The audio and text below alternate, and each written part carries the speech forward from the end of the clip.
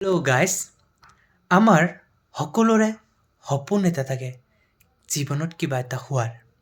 কিন্তু আমাৰ family background বা কিছুমান পৰিস্থিতিয়ে আমাক সেই সপোনটোক পূৰণ কৰিবৰ কাৰণে যিখিনি সময় লাগে সেইখিনি সময়ত সেই কামটো নকৰি পেলাই আমাক জীৱনটো চলাই নিবলৈ বেলেগ কাম এটা কৰিবলগীয়া হয়। এই ক্ষেত্ৰত আমি সপোনৰ পৰা একেবাৰে ফালৰি কাটি আহিব লাগে। নিজৰ জীৱনটোক চলাই নিবৰ কাৰণে, নিজৰ ফেমিলিক চলাই নিবৰ কাৰণে আমি কেৱল সেই সপোনৰ কাৰণে কাম কৰিবলৈ পাওঁ ৰাতিৰ সময়ত।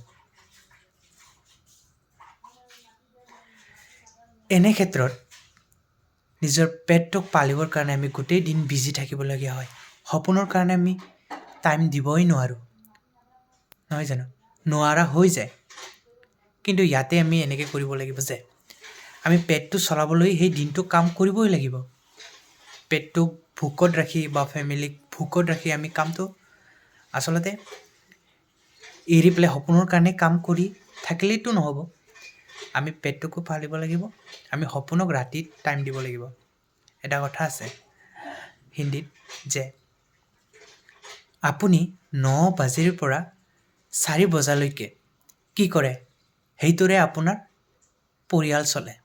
কিন্তু আপুনি 4 বাজিৰ পৰা ৰাতি 12 বজালৈকে কি কৰে সেইটোত আপোনাৰ ভৱিষ্যত বদলে, আপোনাৰ লাইফ চেঞ্জ হয়। গতিকে নিজৰ সপোনটোক ফালৰি কাটি পেলাই দিনটো বেলেগ কামত বিজি থাকিবলগীয়া স্বত্বেও ৰাতিৰখিনিতো সময় দিয়ক। গতিকে সফল হ'বই, সফল নোহোৱাৰ কোনো কাৰণো নাই, সফল হ'বই।